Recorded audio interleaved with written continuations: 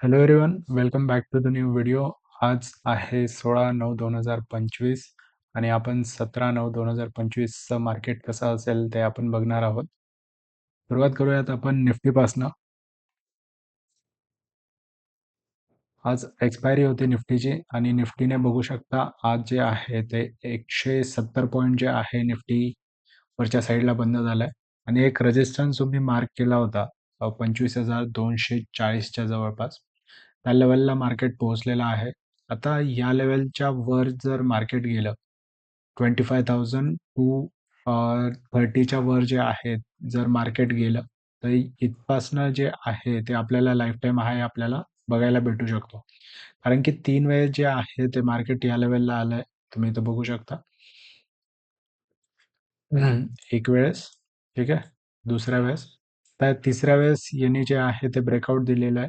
पण ब्रेकआउट जे आहे ते अजून कन्फर्म नाही झालंय. कारण की जो हायर लेवल होता, तो होता 25,240चा आणि एक्झॅक्ट त्याच लेवलला जे आहे ते निफ्टी क्लोज झालेलं आहे. तर आता इथपासनं जर आपण बघायला गेलं तर 2 सिनारिओ इथे तयार होऊ शकतात. इथनं जर ब्रेकआउट झालं, तर आपल्याला 25,500 आपल्याला बघायला भेटू शकतो. आणि त्याच्यानंतर लवकरच मग 26,000चं जे दर्शन आहे ते आपल्याला होईल. पण इथे जर कन्सॉलिडेट केलं आणि परत ब्रेकडाऊन दिलं, तर मग एक थोडासा परत साइडवेज मोमेंटम आपल्याला निफ्टीमध्ये बघायला भेटेल. तर इथे थोडं आपण कॉशियस राहू, कारण की वरच्या साईडला एक रेझिस्टन्सपर्यंत निफ्टी आलेला आहे आणि वर 2 ठिकाणी एक रेझिस्टन्स आहे. 25,500ला पण जो आहे तो एक रेझिस्टन्स आहे. त्यामुळे इथे जे आहे ते आपण कोणताही ट्रेड आपण निफ्टीमध्ये इनिशिएट नाही करणार आहोत. आता आपण बँक निफ्टी बघू. निफ्टीला तर आपण अवॉइड करतोय. बँक निफ्टी जर बघितलं आपण, बँक निफ्टी इंडेक्स, तर खूप दिवसापासून एक साइडवेज मूव्ह बँक निफ्टीमध्ये सुरू होता आणि पण इथे आपण बघू शकतो एक बेस बनला होता, जो की आपण मार्क केलेला आहे 53,000 54,000च्या जवळपास. स्टेडीली जे आहे ते बँक निफ्टी हायर साइडला आता मोमेंटम देत आहे. आजची क्लोजिंग जी आहे ती 260 पॉईंट्सवर बँक निफ्टीमध्ये झाली आहे. तर इथे जो आपण ट्रेंड बघू शकतो, ही एक ट्रेंड लाईन इथे आपण ड्रॉ केली. तर याचा एक ब्रेकआउट इथे आपल्याला बघायला भेटतोय बँक निफ्टीमध्ये. तर बँक निफ्टी पॉझिटिव्ह आहे. पी-एस-यूज बँक जे आहे ते पॉझिटिव्ह आहे. हे एक रेझिस्टन्स आहे आता 56,000चा. जोपर्यंत आता नेक्स्ट टार्गेट जो आहे तो 56,000 जो आहे तो बँक निफ्टीमध्ये आपल्याला बघायला भेटू शकतो. यानंतर आपण काही स्टॉक पण जे आहे ते डिस्कस करणार आहोत, जे की उद्या चांगला परफॉर्म करू शकतात. त्यामधला पहिला स्टॉक जो आहे तो आहे इटर्नल.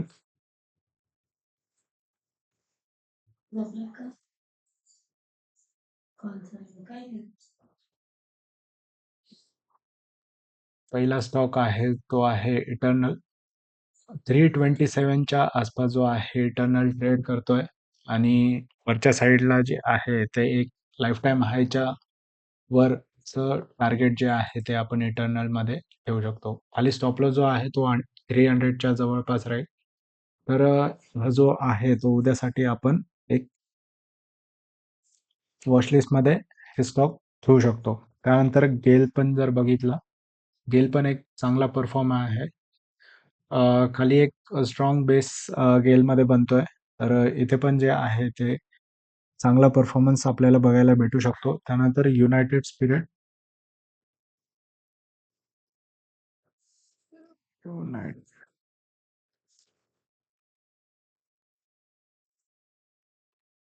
युनायटेड स्पिरिट जे आहे ते 3 वेळेस या सपोर्टला येऊन गेलंय. पहिला support, second time, third time. Consolidate होतंय इथे. खाली जो बेस बनलेला आहे तो 1300च्या जवळपास जो आहे तो बेस आहे. आणि कन्झम्पशन स्टॉकमध्ये युनायटेड स्पिरिट झालं, त्याच्यानंतर UBL झालं, रॅडिको खैतान झालं. हे सगळे जे स्टॉक आहेत ते इथपासनं म्हणजे दिवाळी जेव्हापासनं सुरू होती, दसरा दिवाळी, तेव्हापासनं चांगला परफॉर्म करायला लागतात. पास्ट हिस्ट्री जर आपण बघितली या सगळ्या स्टॉकची, तर हे सगळे कन्झम्पशनचे जे स्टॉक्स आहेत ते या पिरियडला चांगला परफॉर्म करतात. आणि युनायटेड स्पिरिट जे आहे ते खूप चांगल्या लेवलला आपल्याला इथे भेटतंय. कारण की ऑलमोस्ट इथपासनं जर आपण बघितलं जुलैपासनं, तर 1 वर्षापासनं जे आहे ते युनायटेड स्पिरिटने काहीच रिटर्न दिलं नाहीये. तर आतापासनं जे आहे ते युनायटेड स्पिरिट आपण अक्युमुलेट करत राहू. त्यानंतरचा नेक्स्ट स्टॉक जो आहे तो एक PSU's बँकिंगमधला स्टॉक आहे. स्टॉकचं नाव आहे SBIN. एक साइडवेज मोमेंटम SBIN मध्ये सुरू आहे. आज झाला याचा हायर पॉइंट 837चा आणि कन्सिस्टन्सली जे आहे ते PSU's बँक सगळेच चांगला परफॉर्म करत आहेत आणि हा जो आहे तो 1000च्या वर जायचा तयारीत आहे. खूप दिवसापासून एका रेंजमध्ये ट्रेड करतोय हा. दिवसापासून या रेंजमध्ये ट्रेड करतोय 3 महिन्यापासून, 3 नाही जास्त 4 महिन्यापासून. तर आता या ब्रेकआउट आणि व्हॉल्यूम पण तुम्ही खाली बघू शकता, व्हॉल्यूम पण चांगलं झालंय SBIN मध्ये. तर हा स्टॉक पण जो आहे तो उद्यासाठी एक चांगला करू शकतो. त्यानंतर जो आहे तो भारती एअरटेल आहे. भारती एअरटेलमध्ये आपण पोझिशन इनिशिएट केलेली आहे. डिस्क्लेमर देतोय मी, की मी इथे माझी पोझिशन जी आहे ती इनिशिएट केली आहे. अराउंड द लेवल ऑफ 1920 च्या जवळपास जे आहे ते मी इनिशिएट केली होती पोझिशन आणि याचा जो लाईफ टाईम हायचा जो टार्गेट आहे तो मी भारती एअरटेलवर ठेवला आहे. 19 तारखेला AGM आहे वोडाफोन आयडियाची आणि त्यामध्ये यांना पण काही फायदा होऊ शकतो. तर आपण 18 तारखेलाच जे आहे ते एक्झिट करणार आहोत. कारण की सुप्रीम कोर्टचा निर्णय काय येईल हे आपल्याला माहीत नाहीये. त्यामुळे आपण जे आहे ते 18 तारखेला एक्झॅक्ट त्याच्यामधनं एक्झिट करणार आहोत. तर हे आपल्याला लक्षात पाहिजे. 18 तारखेला आपण यातनं एक्झिट करणार आहोत. तर हे झाले काही स्टॉक आजचे म्हणजे उद्यासाठी जे चांगला परफॉर्म करू शकतात. काही स्टॉक जे आहेत ते मी उद्यासाठी बाय केलेले आहेत. त्यापैकी एक स्टॉक मी तुमच्यासोबत शेअर करतो.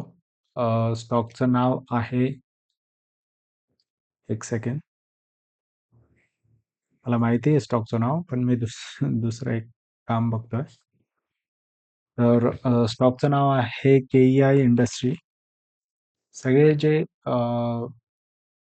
केबल किंवा मग इलेक्ट्रॉनिक्सचे जे सगळे स्टॉक्स आहेत ते खूप चांगला परफॉर्म करत आहे आणि कंटिन्युअसली हा इथे फ्लॅग पॅटर्न बनवलेला आहे याने.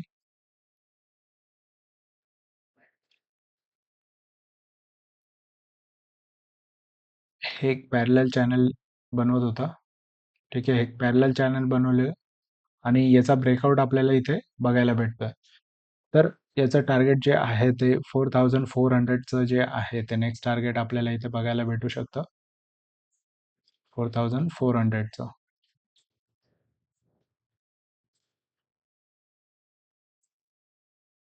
हे जे टार्गेट आहे, हे टार्गेट आपल्याला बघायला भेटू शकतं. 4485 रुपीजचं. तर हे 1-2 दिवसाचं टार्गेट आहे माझं KEI इंडस्ट्रीमध्ये. पॉलीकॅब पण चांगला परफॉर्म करतोय, KEI इंडस्ट्री पण चांगला परफॉर्म करतोय. पण पॉलीकॅब जे आहे ते लाईफ टाईम हायवर आहे. तर अपॉर्च्युनिटी मला KEI इंडस्ट्रीमध्ये भेटली. त्यामुळे मी इथे जे आहे ते एंटर केलं. त्यानंतर एक IT सेक्टरमधला जो स्टॉक आहे तो पण चांगला परफॉर्म करायच्या तयारीत आहे. नाव आहे विप्रो. सगळे IT सेक्टरमधले स्टॉक जे आहेत ते सपोर्ट लेव्हलला आहे आणि इथे डबल बॉटम पॅटर्न फॉर्मेशन झालंय विप्रोमध्ये.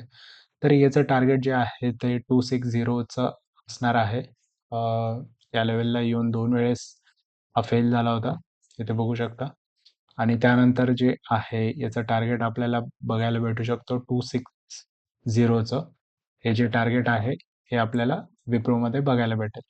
तर हे काही स्टॉक होते जे की उद्या चांगला परफॉर्म करू शकते.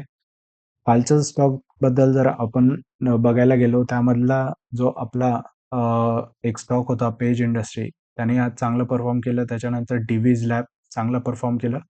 इंडियन हॉटेल आणि हुडको आणि वेल्स्पन कॉर्प हे तिन्ही स्टॉक आपले लेगाट राहिले. सेम लेवलला जे आहे ते हे तिन्ही स्टॉक क्लोज झाले. तर ते 2 स्टॉक आपले चांगले परफॉर्म केले. 3 स्टॉकने जे आहे ते चांगलं परफॉर्म नाही केलं. तर होप सो उद्यासाठी जे आहे जे स्टॉक आपण काढलेले आहेत ते चांगला परफॉर्म करतील आणि तुम्ही पण जी आहे ती वॉच लिस्ट क्रिएट केली असणार. आय होप तुम्हाला व्हिडिओ आवडला असेल. व्हिडिओ आवडला असेल तर चॅनलला सबस्क्राईब करा, व्हिडिओला लाईक करा. भेटूयात उद्याच्या व्हिडिओमध्ये. तोपर्यंत tata bye bye, see you.